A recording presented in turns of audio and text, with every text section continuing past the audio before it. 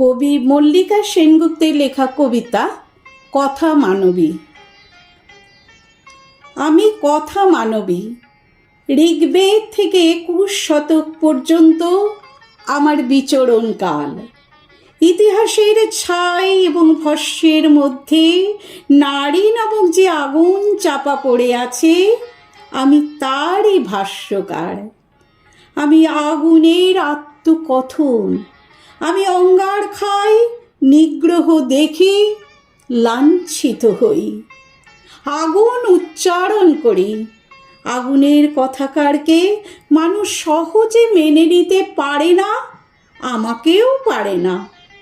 তাদের সঙ্গে বাসে, ট্রেনে, ট্রামের রাস্তায় আমার মাঝে মাঝেই দেখা হয়। দেখা হওয়ার পর, আলাপ পরিচয়ের পর তাঁরা বলেন, উমা, তুমি তো দেখছি টিপও পড়ো, খোঁপাও বাঁধো, শাড়িও পরো। আচ্ছা, কি আশ্চর্য! কথা মানবী কি কোনো দিন বলেছে যে প্রতিবাদ করতে গেলে টিপ পরা চলবে না, শাড়ি পরা যাবে না, কাউকে ভালোবাসা চলবে না, কারো যত্ন করা চলবে না? আমি তো বলি, যুদ্ধ করুন, ভালোবাসলেও যুদ্ধ করুন। দেখতে নরম সরম হলেও কথাটা যেন গরম হয়।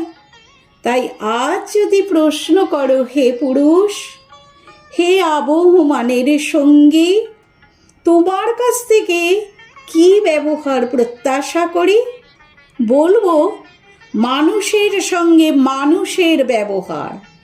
পুরো যেমন আলেকজান্ডারকে বলেছিলেন, রাজার সঙ্গে রাজার ব্যবহার করো। তোমরা আমাদের ভালোবেসেছ, পীড়ন করেছ, মানুষ কিন্তু ভাবনি। আমি তো প্রতিবাদ করবই। আমিও তো তোমার কন্যা ভারত, তোমার জননী ধাত্রী।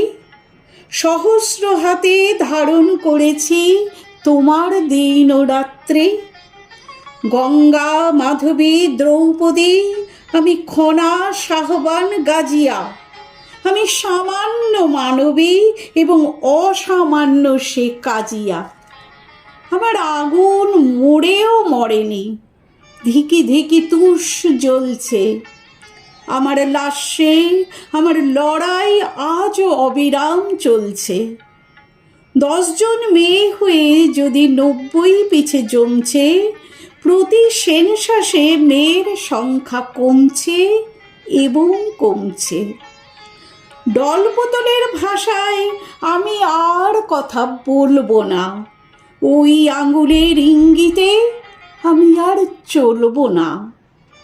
আবহমানের নারী ও পুরুষ, গোলাপ এবং ভোমরা, মানবের এই বিপন্নতায় পাশে দাঁড়াবে না তোমরা?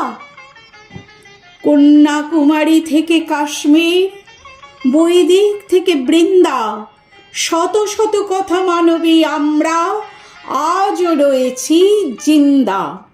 শত শত কথা মানবী আমরা আজও রয়েছি জিন্দা।